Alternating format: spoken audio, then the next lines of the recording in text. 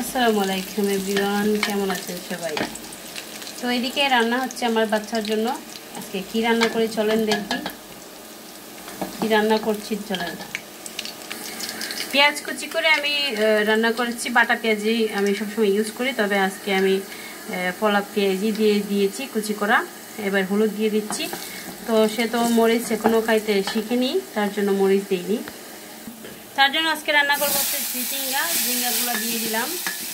মানে বড় বড় ফালি করে কেটে নিয়েছি, যেহেতু সে ছোট মানুষ, সে খাবে হচ্ছে, তার জন্য ছোট করে ফালি করে কেটে নিয়েছি।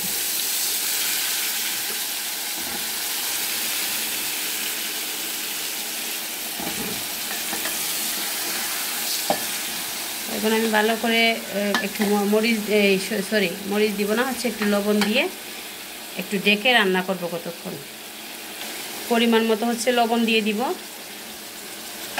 তারপর নেড়ে ছেড়ে আমি কতক্ষণ ডেকে রান্না করব। বাচ্চাদের বেশি বেশি সবজি খাওয়ানোর চেষ্টা করবেন। আমিও চেষ্টা করি, আসলে খেতে চায় না বাচ্চারা, সবজি একদমই খেতে চায় না। তো চেষ্টা করবেন যাতে বাচ্চারা একটু সবজি খাওয়া দাওয়া করে। তো একটু সিদ্ধ হওয়া পর্যন্ত আমি ডেকে দিচ্ছি। এখানে 3টা মাছ নিয়েছি, হচ্ছে 3টা মাছ আমি একদম পরিষ্কার করে কেটে কুটে ধুয়ে রেখেছি। তারপর আমি আবার ধুয়ে দিব, তরকারিতে ধুয়ে রেডি করে রেখে দিব।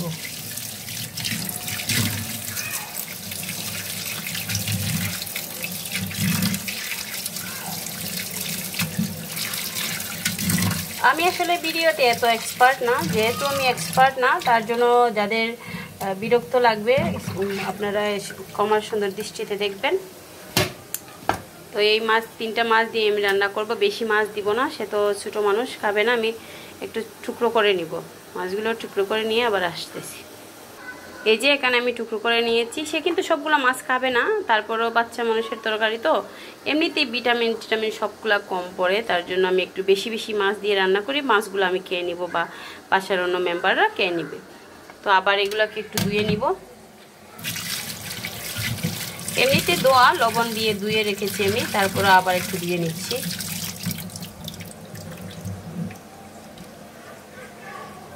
এগুলো একদম পরিষ্কার করে নিয়েছি। আপনারা এইভাবে ছোট ছোট টুকরা করে, বেশি ছোট করিনি, কারণ হচ্ছে বেশি ছোট করলে ওই মাছগুলোর কাটা বেচতে বা মানে কাটা করতে পারবো না, তার জন্য আমি একটু বড় বড় করে রেখেছি মাছগুলো।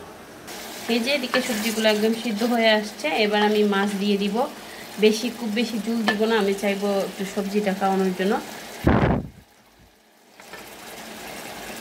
এগুলো কেটে রেখেছি, এগুলো আমাদের জন্য রান্না করব। এইগুলোতে আরও মানে একটু সবজি অ্যাড করব, করে তারপরে রান্না করব আমাদের জন্য। তো রান্নাটা আমার আসলে খুব বেশি সময় লাগে না। আমি একটু সুযোগ পেলে, বাচ্চাকে যদি কেউ একটু সময় দেয়, আমি রান্না একদম টপাটপ করে নিতে পারি। রান্নাতে সমস্যা হয় না। অনেক মেয়েরা নাকি রান্নাতে ভয় পায়, আমি বুঝি না ভাই, মেয়ে মানুষ রান্নাতে ভয় পাবে কেন? এই মাছগুলো এবার দিয়ে নেব।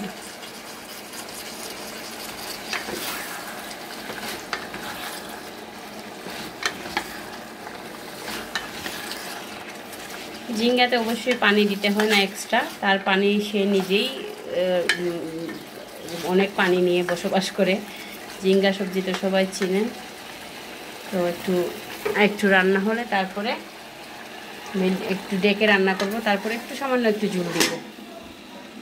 এখানে অনেকগুলা মাছ কুটে রেখেছি, তারপরে একা একা বাচ্চাকে রেখে মাছ কুটাকুটি এগুলোর কাজ অনেক কঠিন, তার জন্য এখানে কুটে রেখেছি। আমরা রান্না করব আমাদের জন্য। এখানে ভাতও বসিয়ে দিয়েছি, ভাতও হয়ে যাচ্ছে। হ্যাঁ, এখানে হচ্ছে ঝোল দিয়ে দিব, খুব বেশি ঝোল দিব না। এই হচ্ছে আমার তরকারির ফাইনাল লুক। তো আমার রান্না কমপ্লিট আলহামদুলিল্লাহ। মানে মেয়ের তরকারি রান্না কমপ্লিট আর কি, আমার রান্না এখনো কমপ্লিট হয়নি।